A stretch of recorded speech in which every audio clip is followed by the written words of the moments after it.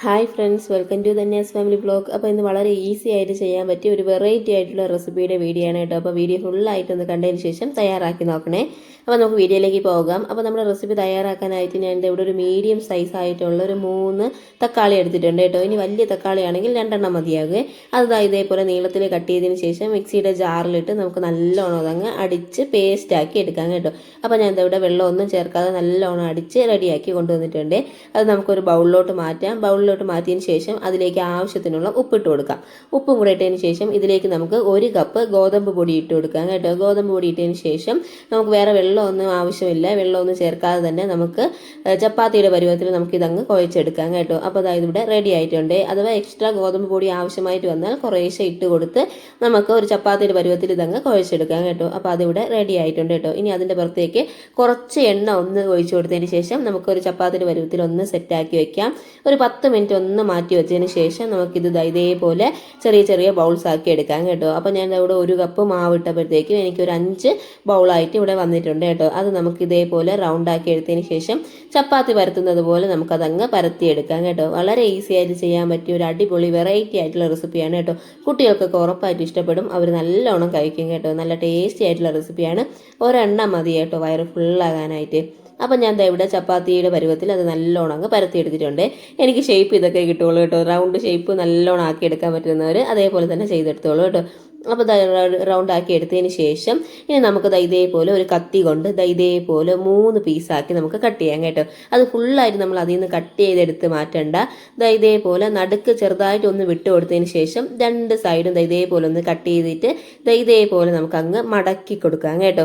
ഒരു വെറൈറ്റി ആയിട്ടുള്ള റെസിപ്പിയാണ്. നല്ല ടേസ്റ്റാണ് കേട്ടോ കഴിക്കാനായിട്ട്. അപ്പോൾ ഇതേപോലെ ഒന്ന് മടക്കി കൊടുത്തിട്ടുണ്ട്. ഇനി നമുക്ക് ആ മടക്കിയ 2 ഭാഗത്തിനെയും ഇതേപോലെ നടുക്കോട്ടങ്ങ് വെച്ച് കൊടുക്കാം കേട്ടോ. നടുക്കോട്ട് ജസ്റ്റ് ഒന്ന് വെച്ച് കൊടുത്തതിന് ശേഷം ഇനി ആ ബാലൻസ് ഉള്ള 2 സൈഡും നമുക്ക് ഇതിലോട്ട് അങ്ങ് മടക്കി കൊടുക്കാമേ. അപ്പോൾ നമുക്ക് ഈ ചപ്പാത്തി ചുട്ടെടുക്കുന്ന സമയത്ത് നമുക്ക് ലെയർ ആയിട്ട് കിട്ടും കേട്ടോ. തക്കാളി വെച്ചുള്ള ഒരു ടേസ്റ്റി ആയിട്ടുള്ള വിഭവമാണ്. അപ്പോൾ നമുക്കിത് അകമൊക്കെ നല്ലോണം വെന്ത് നല്ല ലെയർ ആയിട്ട് കിട്ടും കേട്ടോ. നല്ല ടേസ്റ്റാണ് കഴിക്കാനായിട്ട്. ഞാൻ പറഞ്ഞല്ലോ ഒരെണ്ണം മതി കേട്ടോ വയറ് ഫുള്ളാകാനായിട്ട്. അപ്പോൾ അത് അതേപോലെ ഒന്ന് മടത്തി എടുത്തതിന് ശേഷം ഒന്ന് മടക്കി വെച്ച് കൊടുത്ത് നമുക്ക് ഇതേപോലെ വീണ്ടും ചപ്പാത്തി പ്രസ് കൊണ്ട് നമുക്കൊന്ന് പരത്തിയെടുക്കാം കേട്ടോ. അപ്പോൾ ഞാൻ ഇതേപോലെ ബാക്കിയുള്ളതെല്ലാം അങ്ങ് പരത്തി എടുത്തിട്ടുണ്ട് കേട്ടോ. ആവശ്യത്തിന് ഗോതമ്പ് പൊടി ഇട്ട് കൊടുത്ത് നമുക്ക് നല്ലോണം അങ്ങ് പരത്തിയെടുക്കാം. അപ്പോൾ ഇവിടെ അത് റെഡി ആയിട്ടുണ്ട്. അതങ്ങ് മാറ്റി വയ്ക്കാം. ഇനി നമുക്ക് ഒരു പാത്രം എടുത്ത് അതിലേക്ക് 2 മുട്ട പൊട്ടിച്ച് ഒഴിച്ചു കൊടുക്കാം കേട്ടോ. അത്യാവശ്യം ഒരു പരന്ന പാത്രം തന്നെ എടുത്തോണേ. കാരണം നമുക്ക് ഈ ചപ്പാത്തി ഒന്ന് മുക്കിയെടുക്കേണ്ടതാണ് കേട്ടോ. അതുകൊണ്ട് ഇതേപോലെ ഒരു പരന്ന പാത്രത്തിലേക്ക് നമുക്ക് 2 മുട്ട പൊട്ടിച്ച് ഒഴിച്ചു കൊടുക്കാമേ. അപ്പോൾ 2 മുട്ട ഒന്ന് പൊട്ടിച്ചൊഴിച്ചിട്ടുണ്ട്. ഇനി ഇതിലേക്ക് നമുക്ക് ആവശ്യത്തിനുള്ള ഉപ്പിട്ട് കൊടുക്കാം കേട്ടോ. അപ്പോൾ മുട്ടയ്ക്ക് ആവശ്യത്തിനുള്ള ഉപ്പിട്ട് കൊടുത്തിട്ടുണ്ട്. അതിനോടൊപ്പം തന്നെ ഒരു കൈപ്പിടി അളവ് മല്ലിയില ചെറുതായിട്ട് കട്ട് ചെയ്തതും കൂടെ ഇട്ട് കൊടുക്കാമേ. ഇനി നല്ലോണം നമുക്കൊരു ഫോർക്ക് വെച്ച് നമുക്ക് നല്ലോണം അതങ്ങ് മിക്സ് ചെയ്ത് കൊടുക്കാം കേട്ടോ. അപ്പോൾ നല്ല ടേസ്റ്റി ആയിട്ടുള്ള റെസിപ്പിയാണ്. ഇതുപോലെ തന്നെ സിമ്പിൾ ആയിട്ടുള്ള റെസിപ്പീസാണ് കേട്ടോ ഞാൻ മുൻപോട്ട് ഇട്ടിട്ടുള്ളതെല്ലാം. അപ്പോൾ അതെല്ലാം ഒന്ന് കയറി കണ്ട് തയ്യാറാക്കി നോക്കാനും ഫീഡ്ബാക്ക് കമൻസ് ആയിട്ട് അറിയിക്കാനും മറക്കരുത് കേട്ടോ. അപ്പോൾ നല്ല ടേസ്റ്റി ആയിട്ടുള്ള റെസിപ്പീസാണ്. സിമ്പിൾ റെസിപ്പീസാണ്. അപ്പോൾ മസ്റ്റായിട്ട് ഒന്ന് വാച്ച് ചെയ്യണേ. അപ്പോൾ ഇവിടെ മുട്ട നല്ലോണം ഒന്ന് അടിച്ച് റെഡിയാക്കി എടുത്തിട്ടുണ്ട് കേട്ടോ. ഇനി നമുക്ക് തയ്യാറാക്കാനായിട്ട് തുടങ്ങാം. അപ്പോൾ ഒരു പാൻ വെച്ച് അതിലേക്ക് ഞാൻ ഇവിടെ ഒരു 2 ടേബിൾ സ്പൂൺ എണ്ണ ഒഴിച്ചു കൊടുക്കുന്നുണ്ട്. ഏതോ എണ്ണ വേണമെങ്കിലും യൂസ് ചെയ്യാം കേട്ടോ. ഇനി നിങ്ങൾക്ക് നെയ്യ് വേണമെങ്കിൽ ഉപയോഗിക്കാമേ. അപ്പോൾ പാനിൽ എണ്ണ ഒന്ന് ചൂടായതിന് ശേഷം നമുക്ക് ഈ മുട്ടയിലേക്ക് നമ്മൾ തയ്യാറാക്കി വെച്ചിട്ടുള്ള ഓരോ മാവും നമുക്ക് ഇതേപോലെ അങ്ങ് മുക്കി കൊടുക്കാം കേട്ടോ. 2 സൈഡും ഒന്ന് മുക്കിയെടുത്തതിന് ശേഷം നമുക്ക് പാത്രത്തിലോട്ടങ്ങ് ഇട്ട് കൊടുക്കാം. കണ്ടല്ലോ 2 സൈഡും നല്ലോണം ഒന്ന് മുക്കിയെടുത്തതിന് ശേഷം നമുക്ക് പാനിലോട്ടങ്ങ് വെച്ച് കൊടുക്കാം കേട്ടോ. തീ മീഡിയം ഫ്ലെയിമിൽ തന്നെ ഇട്ടിങ്ങനെ. ഹൈ ഫ്ലെയിമിലിട്ട് നല്ലോണം പെട്ടെന്നൊന്ന് കരിയിച്ചെടുക്കാനായിട്ട് പാടില്ല. അപ്പോൾ തീ മീഡിയം ഫ്ലെയിമിൽ ഇട്ടാൽ മാത്രമേ അകമെല്ലാം നല്ലോണം ഒന്ന് വെന്ത് കിട്ടുള്ളൂ കേട്ടോ. അപ്പോൾ ഇവിടെ മീഡിയം ഫ്ലെയിമിലിട്ട് പാത്രത്തിലോട്ട് വെച്ച് കൊടുത്തിട്ടുണ്ട്. ഇനി അതിൻ്റെ മുകൾ ഭാഗത്തായിട്ട് നമുക്ക് കുറച്ച് മല്ലിയിലയൊക്കെ ഒന്ന് ഇട്ട് കൊടുക്കാം കേട്ടോ. ആ മുട്ടയിലുള്ള മല്ലിയിലേനെ നമുക്കൊന്ന് ഇട്ട് കൊടുക്കാം.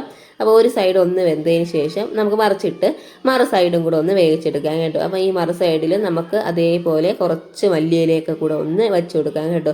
അപ്പോൾ നല്ല ടേസ്റ്റ് ആയിരിക്കും, കാണാനും നല്ല ഭംഗിയായിരിക്കും കേട്ടോ. അപ്പോൾ ഞാൻ ഇവിടെ കുറച്ച് മല്ലിയില അതിൻ്റെ പുറത്തോട്ട് അങ്ങ് വെച്ച് കൊടുക്കുന്നുണ്ട്. അപ്പോൾ വെറൈറ്റി ആയിട്ടുള്ള റെസിപ്പിയാണ് കേട്ടോ. തക്കാളിയൊക്കെ വെച്ച് ചെയ്യുന്നതുകൊണ്ട് തന്നെ നല്ല ടേസ്റ്റാണ്.